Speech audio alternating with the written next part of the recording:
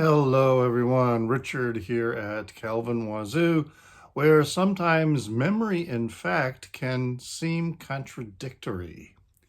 And that's kind of a theme to be keeping in mind when I talk about this book here, No Road Leading Back, an improbable escape from the Nazis and the tangled way we tell the story of the Holocaust. This was published last year, 2024, by Heath, by Schocken. And this is a remarkable tale. Utterly fascinating.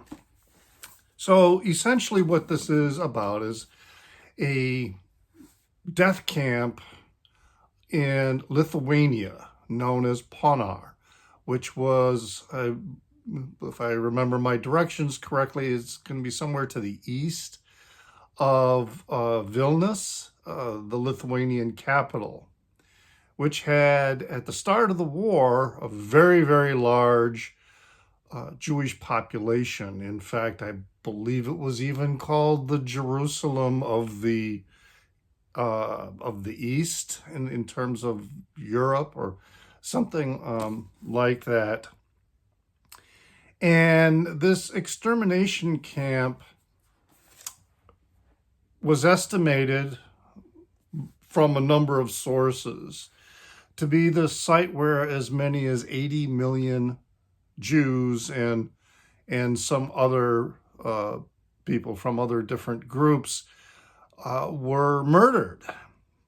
And the Nazis wanted to remove evidence of this slaughter and brought in some other prisoners whose task it was to dig up all the bodies that had been buried and then create these large pyres to burn the bodies, and then they were to grind up whatever was left and distribute the ash within the soil. And of course, the Jewish prisoners who were tasked with this very macabre and horrendous task, this job, realized, of course, that once they were finished doing this, that they were going to be killed as well. So they decided to create an escape plan, and they dug this tunnel and managed to get up to somewhere around 15 or 20 or so people out of the tunnel at the other end before the Nazis knew what was happening. And 12 of them escaped with their lives, and the story is based on their accounts of what was going on there. So there's that aspect of the story. It's this little known death camp called Ponar, which was early in the war. And this was before the Nazis had worked out a more efficient means to slaughter Jews and other prisoners and then dispose of the bodies. We tend to be more familiar with, Auschwitz, Buchenwald, Treblinka as these more famous death camps, which actually were established later in the war. The one at Ponar was quite early in the war, was established shortly after the Nazis started their Eastern Front and invaded the Soviet Union. The other part of this story, this remarkable story, is how we remember and misremember events. Heath does a fantastic job of not only tracking down the survivors and documentation of what the survivors had said about their experience living in this at the time that they were imprisoned in Ponar, but also having to sift through at times very contradictory renditions of what happened, sometimes the contradictions being expressed by the same person, which the Holocaust deniers have tended to latch onto and say, see, they don't even tell the story the same time twice. They can't be believed. But then, of course, he points out that that's a natural response. That in fact, that if someone was retelling the same experience over and over again, exactly the same, that would be suspicious. That would make it more of a rehearsed statement as opposed to a spontaneous or organic statement, which does shift over time. And I can relate to that because I've experienced that in my career as a journalist and covering trials, that witnesses, eyewitnesses, when you look into trial testimony and what is written about, strategies in terms of trial, is that witness testimony tends to be the most unreliable. And that when a series of witnesses are telling their observations to a jury, it's typical for particularly the prosecutor to remind the jurors at the end of the trial that, yeah, you probably heard some people tell the same story slightly differently or even substantially differently. The key is you need to look for the thread of consistency in the stories, because people over time, their memories of an event change. We embellish our memories. So a witness who tells the same story exactly the same over and over and over again, that's would be viewed with greater suspicion. So the contradictions in some of the telling, for example, one of the glaring ones that Heath points out is, whose idea was it to dig this tunnel anyway? And there's lots of different explanations. People give different stories at different times even. And remembering whose idea it was, who was the first person out, what was the order of, et cetera, that kind of thing. So that's a fascinating part of this story as well. And Heath is very careful in acknowledging these difficulties. But here's the other thing that I found quite revealing, is that as the story gets retold, particularly by people who were not necessarily involved, such as documentary filmmakers, they tend to shift things in a manner that suits their cinematic presentation of the facts, which end up distorting the facts.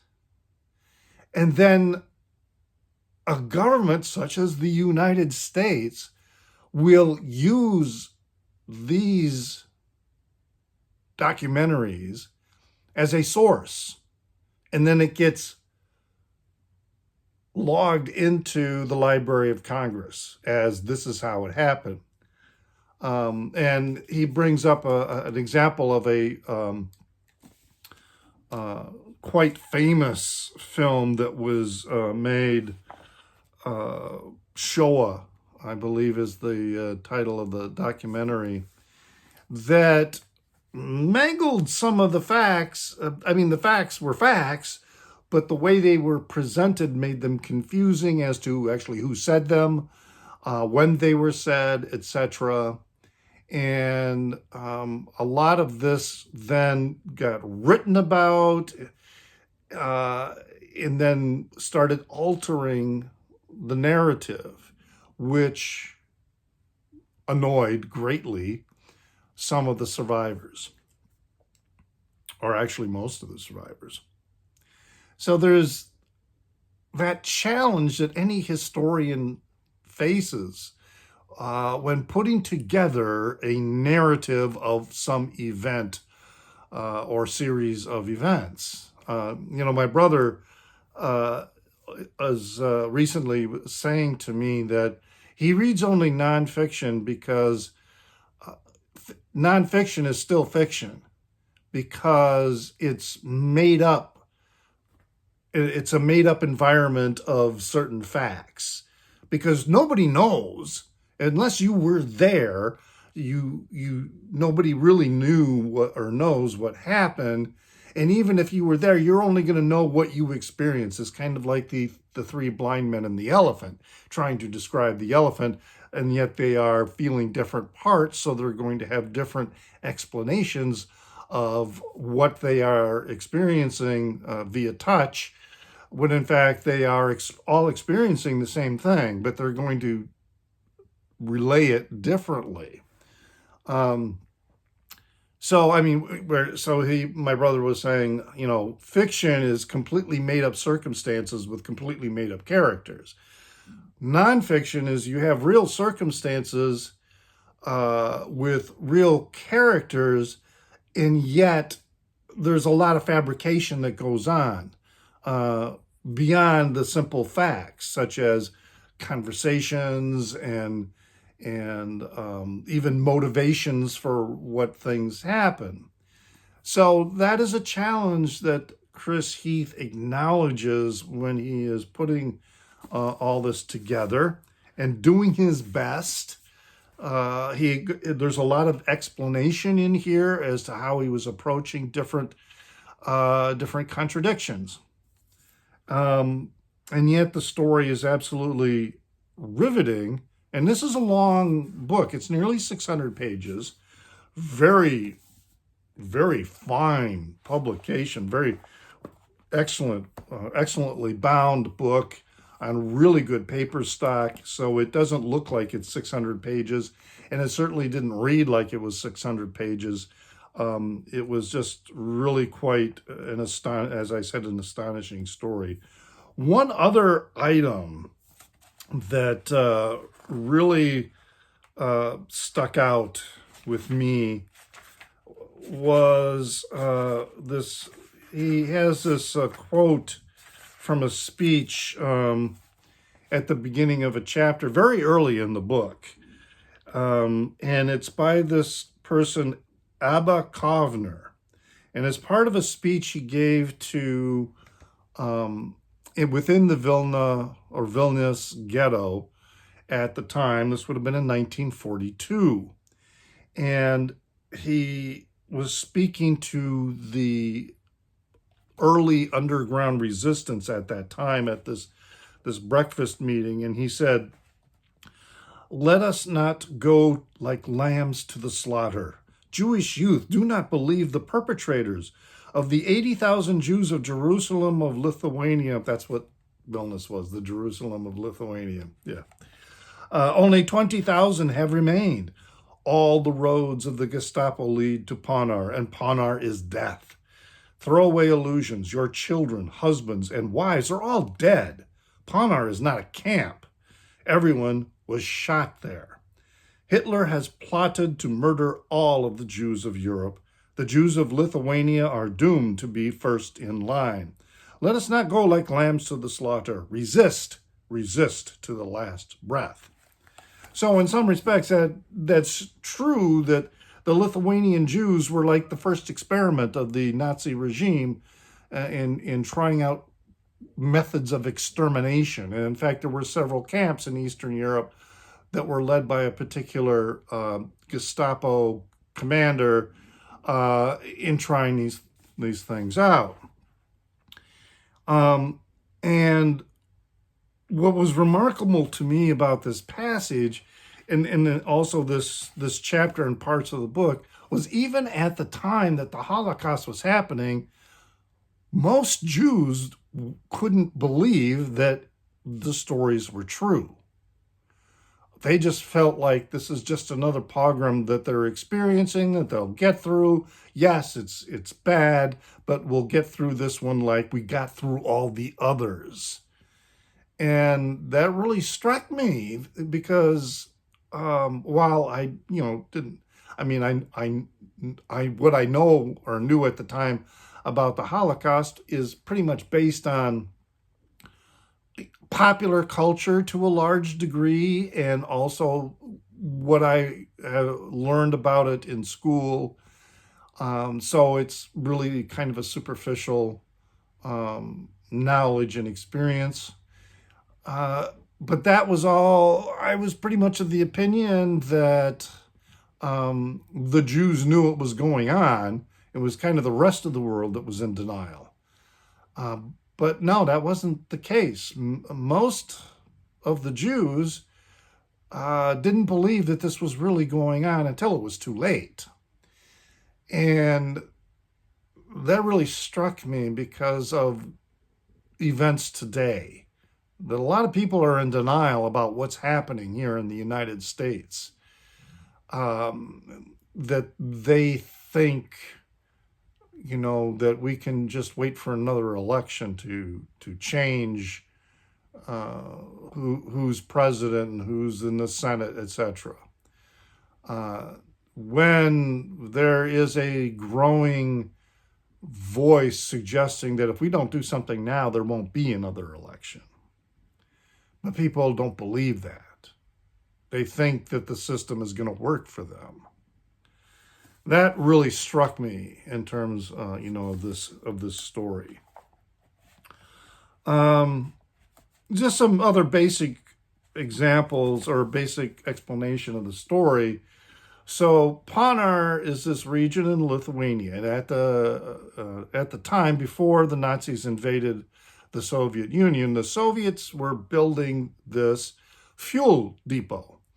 And what they did is they created these large pits that they dug down a good maybe 20 or so feet, maybe more. Then they would line the sides of these pits, because it was a very sandy soil, with stone to support that. And then they were going to then cover the stone with some type of material, because they were going to put fuel tanks in these pits. And so they were designed in the event of any kind of spill, all the fuel would be contained inside that pit. It wouldn't seep into the surrounding soil. But that project was abandoned when the Nazis invaded the Soviet Union and at the time the Eastern Bloc countries such as Lithuania, Estonia, etc. So this was after the invasion of Poland. And then the Nazis found these pits and they thought, whoa, how convenient. So they began rounding up the Jews in, for example, in Vilnius, and essentially putting them into a ghetto at that time. And then they would round them up and tell them that they were going to work. And then they would take them by train or by truck to Ponar, which wasn't that far outside of the city. And the Jews really believed that they were just being sent to go to work. So they would pack up suitcases with belongings. And then they would take them to these pits and then line them up at the edge and shoot them. And then they would fall into the pits, into these mass graves. And word of this got out because of one particular story in here of a man who tripped at the last second just as the shots were being fired. So it appeared that he fell into the pit dead, when in fact he was not. He fell in because he was tripped. And then he just laid there motionless while other bodies started falling on him because they kept bringing more people. And then when it was quiet at night, he climbed out of this mass of corpses and fled, and would tell people. In fact, he became a person who escaped twice from Ponar. So he was one of the early people to come out and warn everyone that what was going on at Ponar, and most people didn't believe him, that this was really going on. There's no way this was going on. So, yeah, it is a riveting and complex tale, as I say, and very well documented. And as I said, Chris Heath acknowledges the discrepancies and tries to find the most logical explanation. He does a really good job of explaining how he is taking this information and stitching it together to kind of learn about this. The first part of the book is about what was happening at Ponar. The second part of the book is about what happened to the survivors after the escape, where they emigrated to, most to Israel, and how they went about retelling their stories eventually, because many of them remained silent. They didn't want to talk about this because, well, they didn't want to talk about it. They didn't want to relive what they had gone through. They were working with digging up corpses and then burning them to the point where they could never get the stench of dead flesh. No matter how many times they bathed, they couldn't get it off their bodies. And then the third part of the book addresses the problems and the holes in some of the stories and how to rectify them and tracking down potentially others, as well as there's some information about people who lived in the village outside of the camp and their observations and how they eventually became known, and how governments responded to all of this. So really amazing book. It's a 5-star book, and I strongly recommend, even if you've already read a lot about the Holocaust, this is a whole new segment of that history. So there you have it. If you have some comments, please leave them in the down under. Love getting the comments. Please give a thumbs up to the video, even if you're already subscribed. If you want to subscribe, please subscribe. Thank you all for watching my videos. I'm now up to 2,000 subscribers, and giving a thumbs up really helps. Even if you're already subscribed, it helps with distribution of the content to a wider audience. I can also be found on Instagram as NewsDude76, where I post a variety of imagery. So that's, a fairly eclectic cornucopia of content there in my Instagram account. I have a Facebook page called Calvin Wazoo, and that is focused on music, the music videos I create, as well as music videos that I find. And what I mean by music videos, I'm talking about music reviews and things like that, while I do post other content, music related, that I find on YouTube there on that channel. So I appreciate your time, and as I say, please leave a comment in the down under, and remember to pray for the people inside your head, for they won't be there when you're dead.